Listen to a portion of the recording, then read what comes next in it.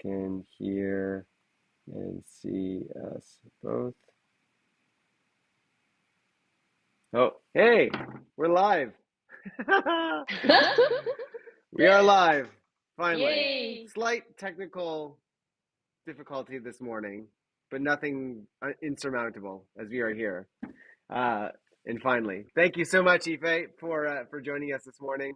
For those who don't know Yifei, Yifei runs, she's the operational director of Altex Academy, which is a drone educational organization or company, as well as basically a bunch of pilots that can fly for you. And Yifei, you've been a huge friend of us here at Vistek for quite a while. We've done a bunch of videos together. You're our go-to for everything that is drones. And why I think people should watch this video is there's a lot of reviews already on this drone, on the Mini Pro 3. But what specifically that matters to me is, you have all these reviews, but to get the voice of somebody who uses drones day in, day out, only in a professional context, and this is a drone that now has the word professional attached to it. We really want to know, is this something that creators can use for professional applications? So why don't you, I'm going to be fully honest, I've been busy the last few weeks since this product has been released, and I really know nothing about it. So why don't you... Blank slate. Great. Yeah, exactly. Total blank slate. So why don't you give us a sense of what this new drone is all about and what people can expect from it? Sure. So I guess first of all, Dale, you're familiar with the original Mini 2, right? I remember when we did a review a couple of years ago. Obviously, this is the Mini 3. So what we know, I'll quickly go through all the specs people mostly aware of. Obviously, Mini in that DJI Mini series, number one, it's still a sub 250 grams drone, which means this is still considered a micro drone. You do not need a pilot license, neither in Canada nor in States, which is great. So you can see the unit itself as Mini 3. So this is the third generation in DJI's Mini series. The main updates from the 3, main updates as the 3 from the 2 is number one, obstacle avoidance, right? So Dale, I think that's one feature you would definitely like. Obstacle avoidance. Why I like that? I'm going to interrupt you. You know why I like that? Because I actually own the Mini 2, and I crashed it this winter. So because it has no obstacle avoidance. So there you go. So Mini 3, they call it the 3-way obstacle avoidance. You've got sensors at front. You've got sensors. Sensors at the bottom, right here. See, and then the back sensors are actually over here, facing the back. So it's 3-way obstacle avoidance, forwards, backwards, and then bottom sensors. Awesome. Give me a second. I'm having a slight technical difficulty here. Running out of power. Why don't you keep entertaining our audience while I just fix this one little thing? Okay. What else do I like? One feature I really like from Mini 3 is if you look at the front design, you may see that this is a little different design than the other DJI drones. So the gimbal on the Mini 3 can actually tilt upwards. So let me actually try to do that one. So if you look at the gimbal, there we go. It can actually tilt upwards. It's not the 90 degrees, but it is. Let me check the controller. What does it tell us right here? There we go. So it is 52 degrees tilting upwards. Can you see that? Yes. So that's actually a nice design because now you can actually have the drone tilting upwards. And if you look at from the controller, right.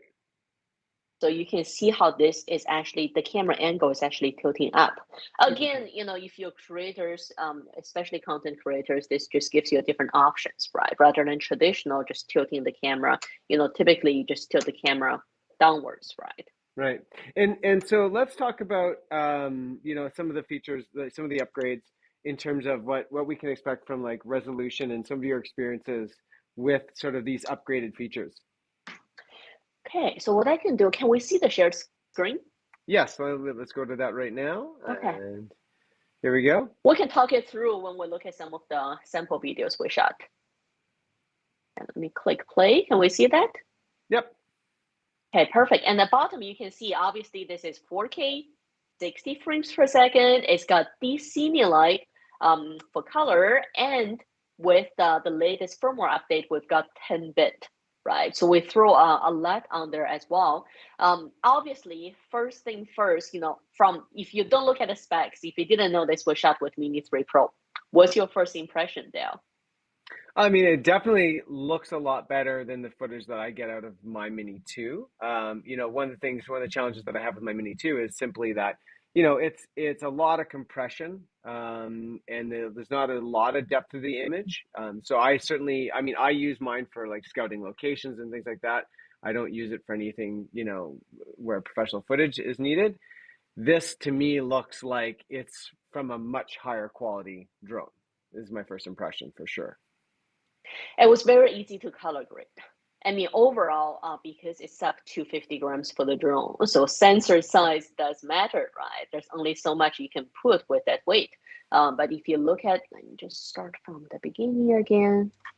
But it was very easy to color grade with DCine and 10-bit. And specifically, this is the video, but I also wanted to quickly show some of the pictures. Let me find the one with the cloud. There we go. So if you look at this one. Mm.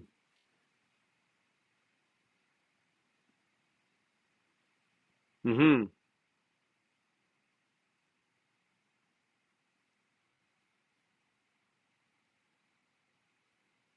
Mm. Wow. That's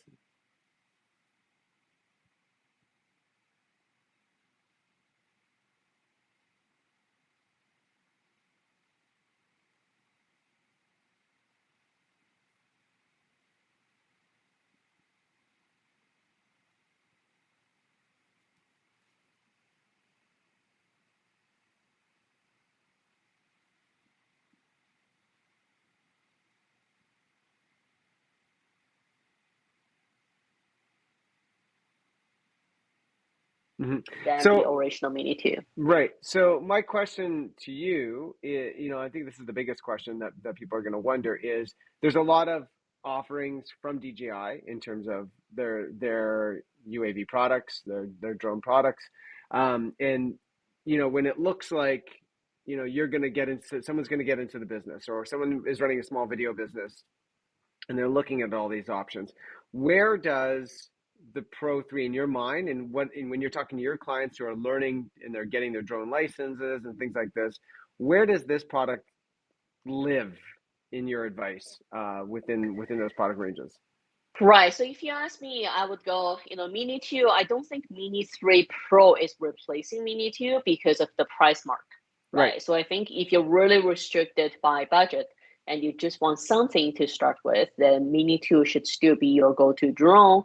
For less than $700, you can get a nice package together. You don't need a license at that point. You can try it out, obviously fly it safely, get to know the technologies, and see if this works for you with minimum investment. Right. That would be the Mini 2. Mini 3 Pro, in my mind, would be someone who's already, obviously, someone who says, I'm willing to commit, because I believe it's just a little over $1,200 for the Pro with the RC controller, which is the built-in screen. So this is a little smaller than, I also have the new RC Pro, which is the one for Mavic 3. Right. So you can see this is definitely a little smaller, and also because this has built-in antennas, so it's fixed direction, fixed angle, right? Mm-hmm. So you can't really move the antennas around. So definitely get a little limited range than the RC Pro. But if you don't care about any of that, so with the built-in screen and the drone itself, it's a little over $1,200. And then plus, if you get some filters, accessories, if you want to add a battery or two, then you're looking at close to $1,900 at that point. Like this is not a cheap unit, to say the least, right? So I would say it's more in the range of, if you ask me, if I were to spend that money, I would go for Mini 3 Pro versus the Air 2S. Right. And why is that? So one feature I really like from the Mini 3 Pro, I'm not sure if they're going to do something about it through firmware for the Air 2S, but on the Mini 3, let me see if we can do this right here. And okay, did you see the camera turn? I think I did, yes. Yeah, there So it it is. goes vertical. Yeah. Oh, right? neat. So if you shoot for social, especially if you do a lot of Instagram, if you're a travel blogger, you do a lot of Instagram, I have to tell you, this is great. I don't always have to switch in my head thinking, reframe it for social. You get this just from one switch. That's Right. incredible. So just that one, like to me, just that one feature is great. And you still get really good dynamic range. You still get a really good, camera. Obviously it's not the same. It's not the same as Air 2S, size does matter. But it does beat Air 2S in my mind with the features, with the different modes you can have. And then plus this is sub 250 grams. Right, exactly. So if you're looking for something, either you're just starting out, you want something for social, then this is a great option in my mind in the same price range. But if you're like us, where we have Mavic 3, we have, the larger drones as well, then Mini 3 Pro to me is a great backup unit. It's a good scouting unit. It's a good backup unit. If you happen to capture some nice footage, for that moment, you can still use it. Right. But at the same time, if I happen to be scouting locations and I didn't do all my airspace, planning ahead of time in controlled airspace, I can still take off with this without having to worry about all the flight planning and coordination. So it's a good point and shoot drone, right? If you put it that way, it's almost like if I choose, hey, I have my iPhone 13 versus my Black Magic, or some Mini G2, then this Mini 3 is almost, in a sense, like my iPhone 13, right? Versus the big heavy drone that I would take out for professional work. Totally. But I want to actually step back a little bit, because I want to find out from you, also in the sense of where this, compares to the Mini 2. That's just simply what I have a lot of experience with. But the Mini 2, two things. I mean, I remember when we did the video for the first Mini together, and then you guys did a video for us as well for the Mini 2. And what I've noticed with the Mini 2 is that its stability, even in like moderate winds, is much, much better over the original Mini. So my curiosity I mean, it's a small little aircraft. It can only be so good in high winds, obviously, compared to a much larger drone. But what was your experience here in terms of overall stability compared to what you've experienced before? I would say it's better, because if you look at the design, this is taking the Mavic 3 design, right? And this is the year where DJI they were really proud about improving the aerodynamics on the Mavic 3. And very similar with the Mini 3. Yes, it's the same weight, but the flight time is also more than the Mini 2. It's 30 plus minutes. And if you get the extended, right, the manufacturer rating for the flight time is almost 40 minutes. I mean, obviously you never get that in a real flight situation, but it just, again, it's definitely more flight time than the Mini 2. And just because of the overall design, it's making this unit handling better in the wind and also more efficient, which is adding to the flight time as well. Exactly. We had, I mean, as we know, DJI, when the new drone just came out, you always have a little bit of issue through firmware. So the first couple of weeks, we had some issues with a little jello effect from the video. But after the last firmware update, that's fixed, which is great. So we're definitely seeing, improved flight performance. And with the drone, I believe, public can't even get this yet, right? This is more of a review unit. You can place pre-orders, but DJI hasn't really officially started shipping or released the unit. So that's the first drone I've seen from DJI that the firmware update is, I would say, comparing to all of the other pre-release drones, is the most up-to-date. I remember we had challenges with the original Mini and Mini 2 when we got the review units, right? The firmware wasn't there. We could only fly in a little bubble. But I have to say, this one, DJI did a really good job.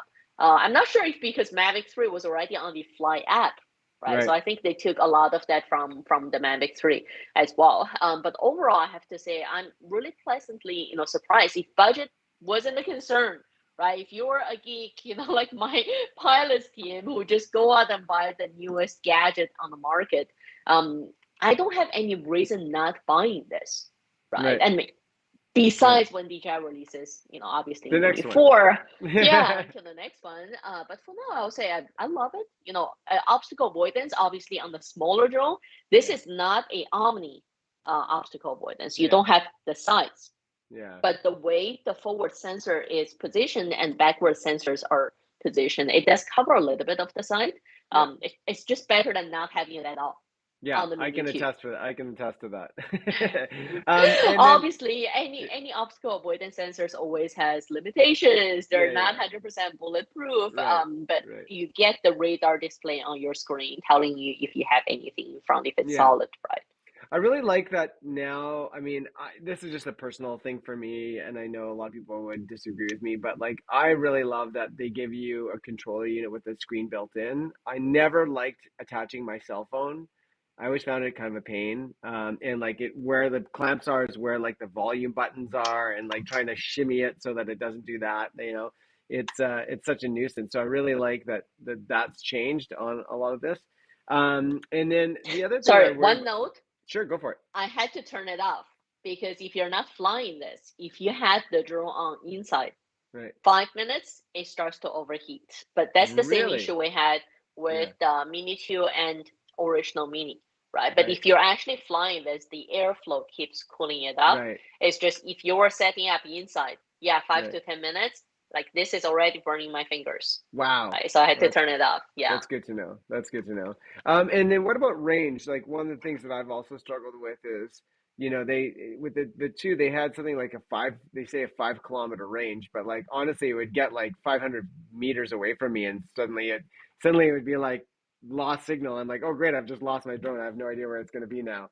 Really needs to like see it, So if you have obstacles in between your controller and your drone, if you got trees, if you got buildings, then definitely you have limited range. That's always the case, right? The 5 kilometer never happens unless you're on, either open, but even open water doesn't work because the earth isn't flat. So if you're actually high up on somewhere, and you have the direct line of sight, if you're on the mountain or something, right? That works, but only ideal situations. I do have to say the built-in screen, Dale, as you mentioned, having the built-in screen is definitely a big plus. Especially this is the first time. If you look at the Mini 3, yes, it's $1,200 with the controller, but this is a controller with a built-in screen. If you look at the price of the smart controller, that smart controller costed me $1,000 alone. When I got the Air 2S, right, I had to add a smart controller for that. So that definitely jumps up the price. So I would say in that sense, yes, this is still overall same price as Air 2S, but you get a built-in screen controller. Having said that, this is the smaller built-in screen controller for sure. So this is the actual RC Pro.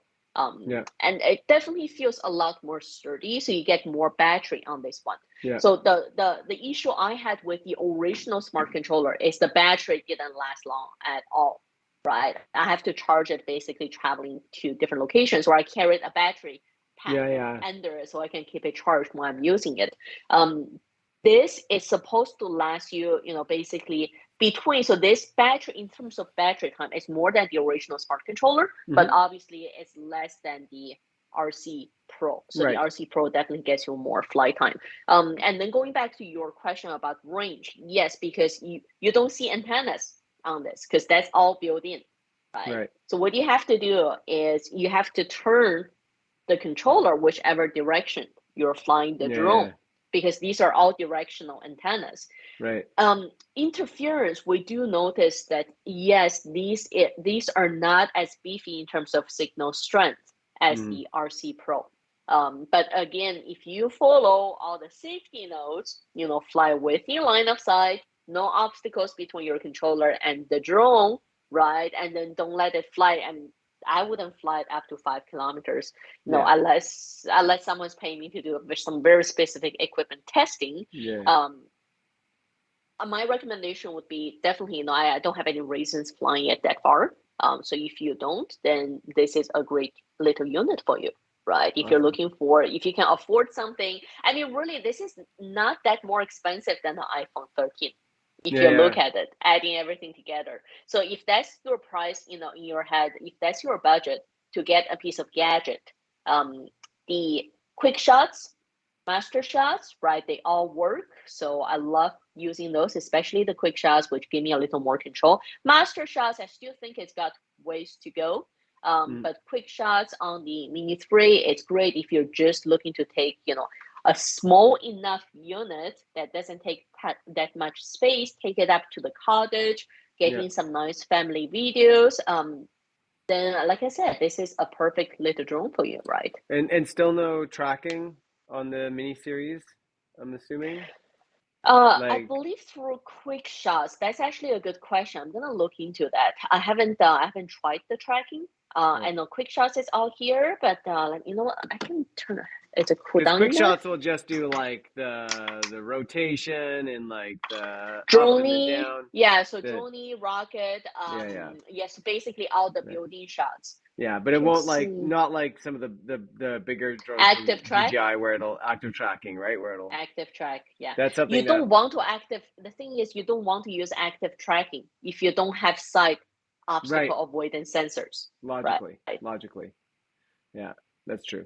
Just looking into quick shots right here. There is hyperlapse, and there is auto panel. Yeah. Okay. So those are there. Master shots is there. Quick shots, I can't go into details without taking off with the drone. So that's definitely one thing I'm going to look into. Personally, I use active, I don't use active track. I manually fly. But that's just because I'm OCD, right? I'm just worried about this. Usually when I use tracking, it's because I'm tracking a car or someone on a bike. And they're going through the woods, right? So you've got to have some nice scenery or something. But if it's nice, big open space, then I don't care. Throwing active track is great. But if you got trees or anything, then you really want to be careful with active tracking. Yeah, exactly. Awesome. And so in summary, if you were, again, I don't want to repeat ourselves here, but I'd like to kind of finish off with this idea of, who this drone is for, especially in this very competitive sort of drone landscape, even if the competitor is DJI themselves, because there's a lot of overlapping products. But who should buy this drone? I would say personally, I think three types of audiences I can think of. Number one is those who don't care about budget, who just want a nice little gadget they can take out for family photo shoots, a little bit of not really pro, but something to post on social, right? Not full-on content production. Less than $2,000, no licensing required. That's saving you, a lot of money on going through the licensing process. So that's a great gadget, number one. Right. So if you are geeky and you really like toys and gadgets, then I would say don't miss the Mini 3. And the second group, I would say those who are doing content production, especially a lot of social, because I love that vertical video and vertical photo mode. It just makes framing so much easier. So if you're considering, Air 2S is something you would get, then I would say consider Mini 3 Pro instead, because it's similar price range and you get a lot more in terms of features, plus you get the built-in screen, right? And then if you are into the pro, real pro market, and you need to have a secondary unit with you for scouting, for backup, something just to complement your primary, the larger units to impress the client and get more control, like interchangeable lens, anything you want. I would say Mini 3 Pro is, in every one of my pilot specs is the new backup unit. I'm definitely replacing other Mini 2s with the Mini 3 Pro. Yeah, so those are the three audiences I can think of. If you're new to the drone world, and if you're limited on budget, then definitely Mini 2, it's still there. But if you know that this is something you have the budget for, and it definitely has a lot more features and the camera quality to offer. Yeah, awesome. And before we wrap up, where can people find you? So website, social media, Altex Academy.